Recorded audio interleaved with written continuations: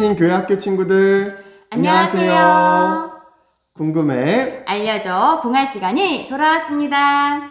새신교회학교 친구들 한 주간 잘 보냈나요? 지난주에 성탄절을 기다리는 나의 마음을 7가지 단어를 써서 표현했는데 역시 우리 친구들은 창의력이 뛰어난 것 같아요. 참여해준 친구들 고맙습니다. 맞아요, 목사님. 새신교회학교 친구들은 멋지게 글을 쓰는 친구들이 많이 있답니다. 부서에서 글을 보내준 친구들에게 선물을 보내드릴게요. 그리고 이번 주 미션도 기대해주세요. 네, 그러면 이제부터 질문에 대한 답을 한번 살펴보겠습니다. 이번 주에는 총 9가지 질문이 들어왔네요. 첫 번째 질문부터 시작해 볼게요. 첫 번째 질문입니다. 긍휼이 뭔가요? 라고 질문해 주었는데요. 긍휼은 불쌍히 여겨 돌보아 줌이라는 말이에요. 그런데 이 사전에 나온 말보다 조금 더 깊이 살펴보면 헬라어에서 긍휼이라고 하는 말을 스플랑크나라고 하는데요. 이 말에는 이런 뜻이 숨겨져 있어요.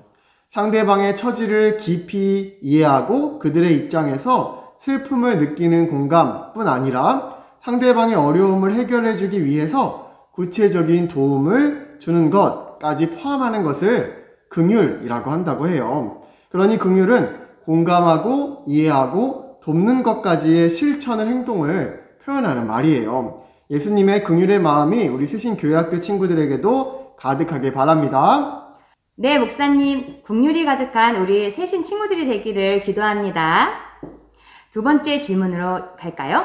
일컬음이 뭔가요? 라는 질문인데요. 일컬음은 일컫다 라는 말의 명사형인데 이름 지어 부르다, 가리켜 말하다, 우러러 칭찬하거나 가리어 말하다 라는 뜻이에요. 쉽게 말해서 하나의 예시를 들어보면 우리는 예수님을 기다리는 이 4주간의 기간을 일컬어 강림절이라고 합니다. 이렇게 사용하면 됩니다.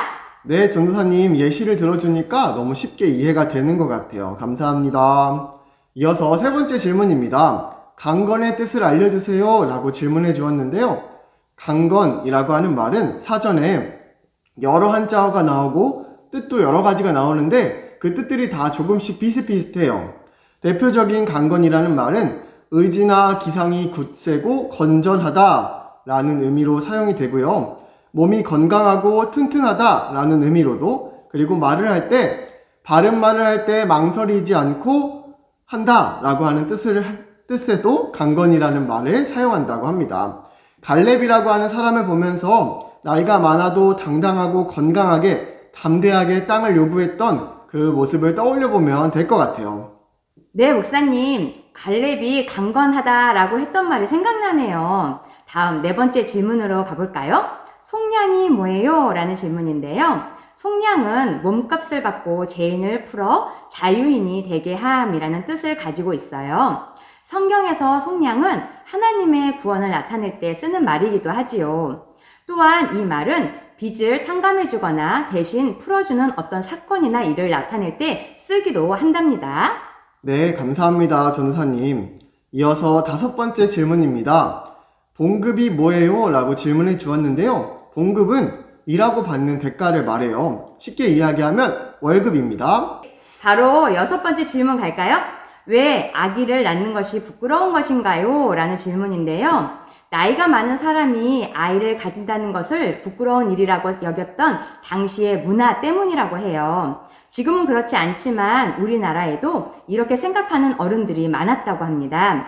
나이가 많으면 아이를 갖기 어렵기 때문에 오히려 축복받아야 하는 일이라고 우리 친구들은 생각해주면 좋겠어요. 네, 다음 7번째 질문입니다. 왜 크리스마스 성탄절엔 트리가 있나요? 라고 질문해 주었는데요. 우리 친구들이 질문해 주어서 목사님도 좀 검색해 봤어요. 검색해 보니까 독일의 한 종교 개혁자가 성탄 이브날 밤에 숲이 환하게 빛나는 모습을 보고 깜짝 놀랐어요. 알고 보니까 그 숲에서 한 나무 위에 눈이 쌓여 있었고 그 눈에 달빛이 비추어 반사되어서 그 주변을 환하고 아름답게 비추고 있었기 때문이었어요. 그래서 이 종교개혁자, 이 사람이 자세히 살펴보니 나무의 뾰족한 끝은 밤하늘에 빛나는 별과 맞닿아 있고 마치 하늘에 계신 하나님을 향하고 있는 것처럼 보여서 그 순간 중요한 깨달음을 얻게 되었다고 해요. 한 개인은 어둠 속에 초라한 나무 같지만 예수님의 빛을 받으면 주변에 아름다운 빛을 비출 수 있는 저 나무와 같은 존재이다 라고 생각이 들었다고 해요.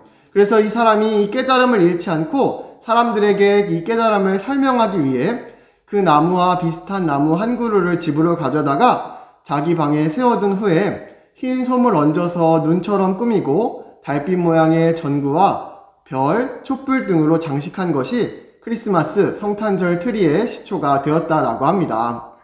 우와, 성탄 트리에 이런 귀한 이야기가 숨어 있었다니 정말 놀랍네요. 우리 친구들도 트리를 바라보면서 예수님의 빛을 느껴보면 좋겠어요.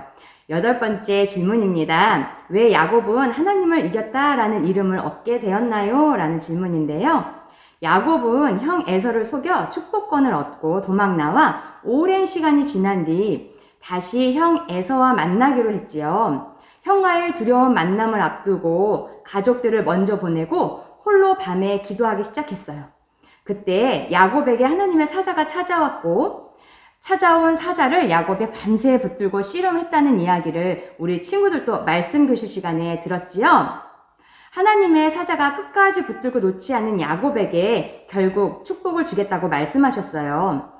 그래서 야곱에게 이스라엘이라는 이름, 하나님과 겨루어 이겼다라는 이름을 주신 거랍니다.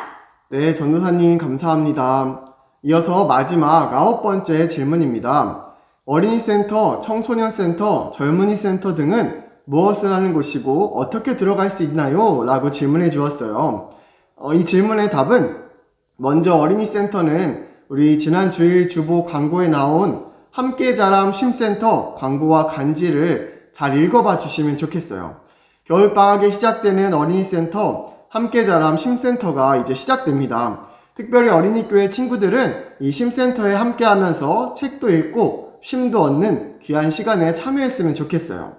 그리고 각 센터들이 무엇을 하는 곳인지 간단하게만 설명해 드리면 2022년 새신교회가 코로나로 어렵고 힘든 삶을 살아가는 우리 주변의 이웃과 함께 이 사람들을 돌보자 라는 일을 감당하려고 해요.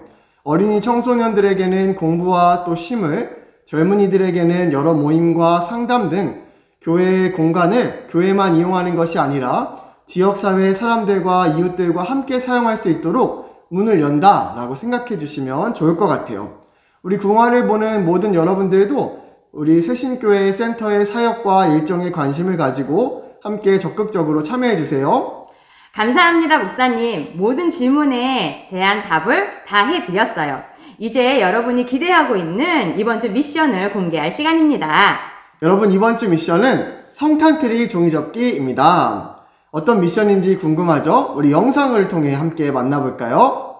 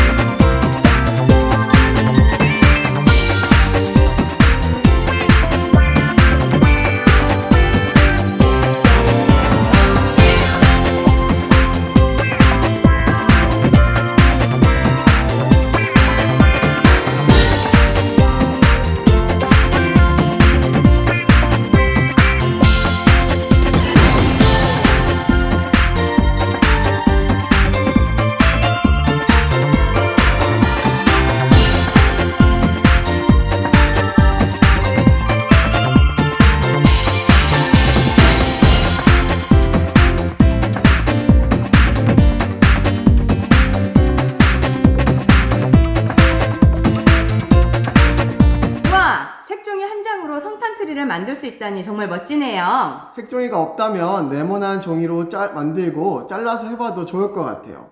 우리 친구들의 작품은 사진으로 보내주세요. 참여를 기다릴게요. 그럼 지금까지 이세영 전도사. 한창희 목사였습니다. 여러분, 궁합은 다음 주에도 계속됩니다. 다음 주에 만나요.